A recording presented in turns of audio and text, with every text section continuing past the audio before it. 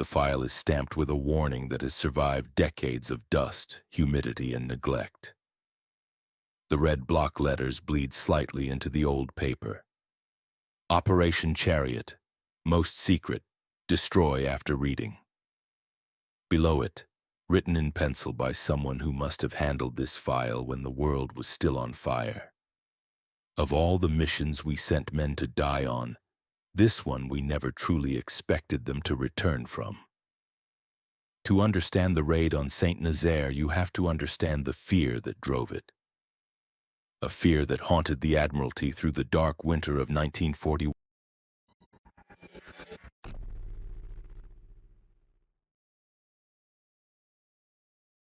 When the fate of the Atlantic War hung not on a fleet, not on a battle, but on a single ship, the German battleship Tirpitz.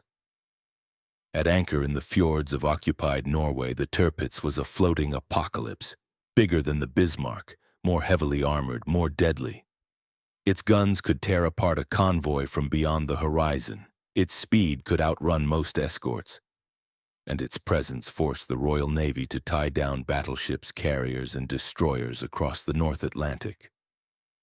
But Tirpitz had one weakness, a need for maintenance, and there was only one dry dock on the entire Atlantic coast large enough to hold her.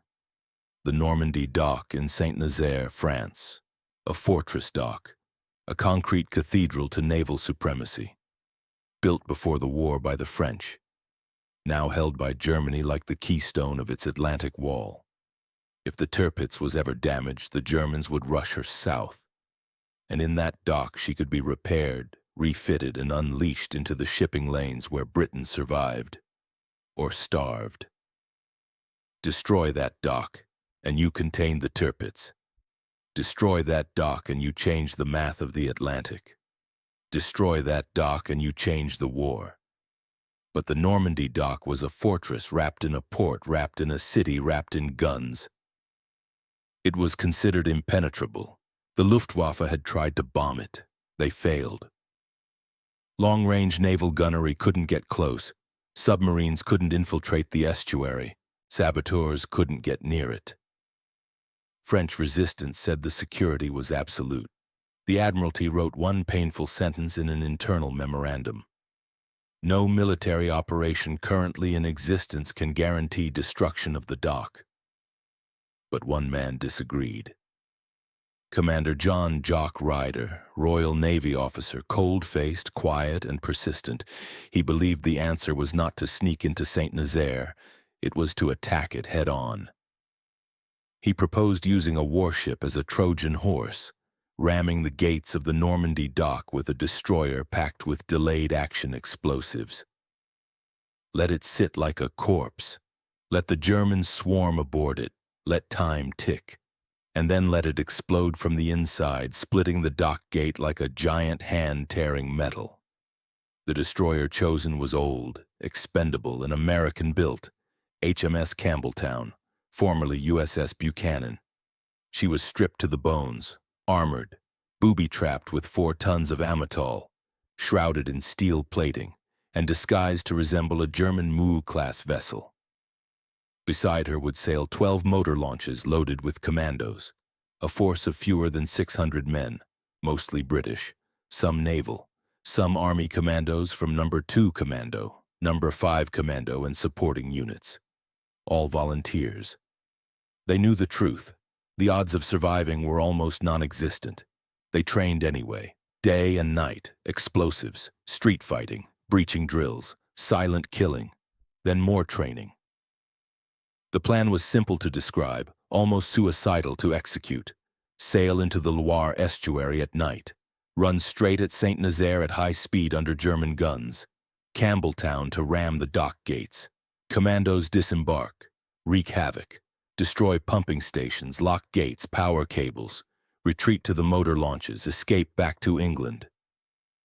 Hours later, the Campbeltown detonates and cripples the dock. It was audacity leveraged into strategy.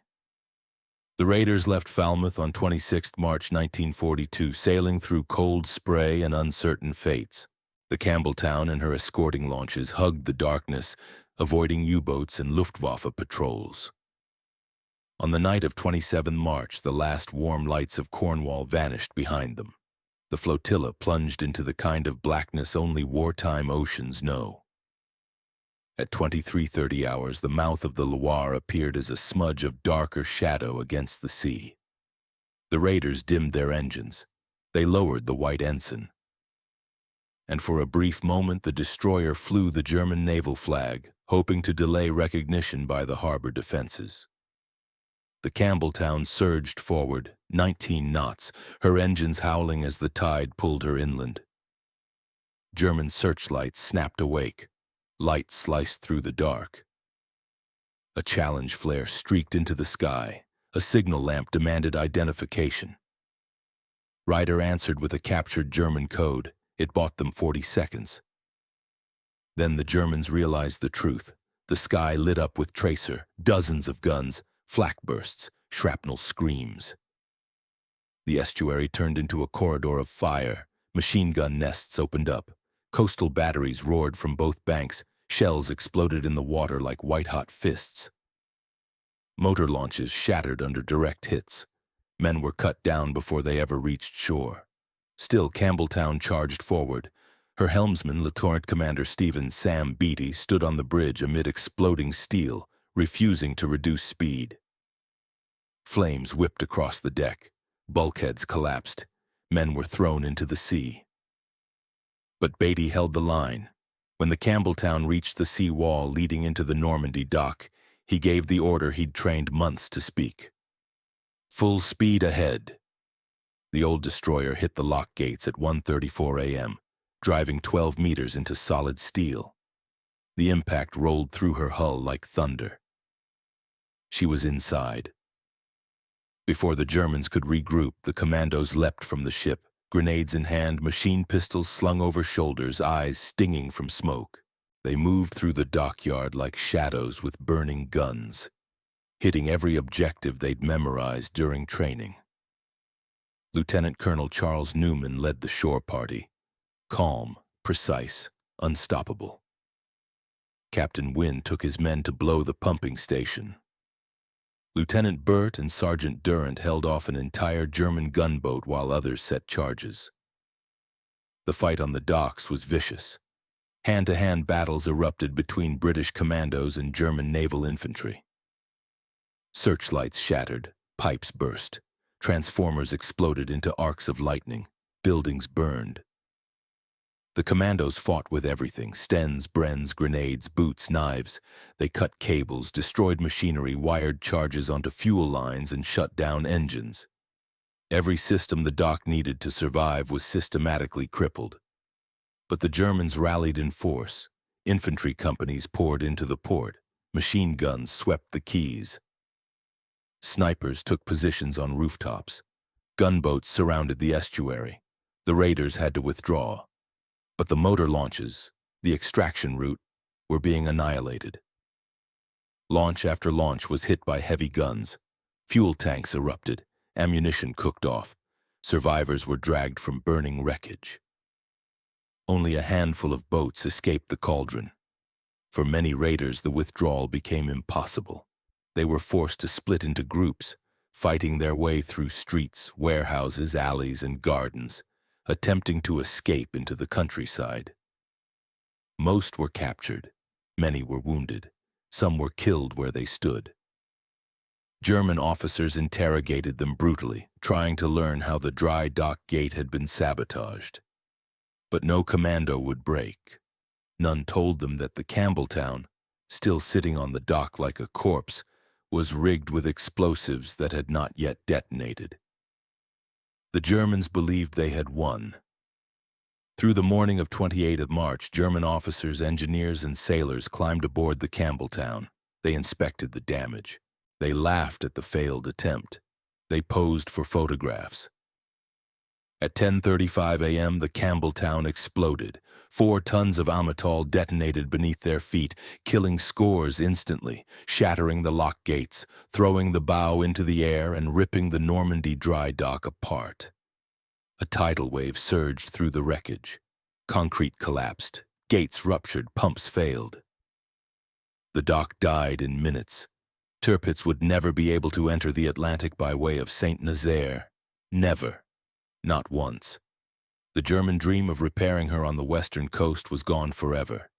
St. Nazaire, the impenetrable superdock, had been destroyed. By fewer than 600 men, many of them dead, many prisoners, all heroes.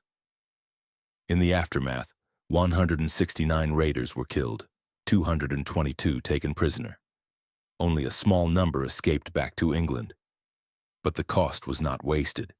Admiral Raeder admitted privately, "The dock is destroyed, the fleet is constrained, the enemy's losses were smaller than the impact." The Allies simply wrote, "Operation Chariot successful, Normandie Dock unusable for duration of war." And it was. Germany never repaired it. Tirpitz never ventured into the Atlantic. Multiple Allied convoys were saved indirectly by the raid. The morale impact in Britain was electric.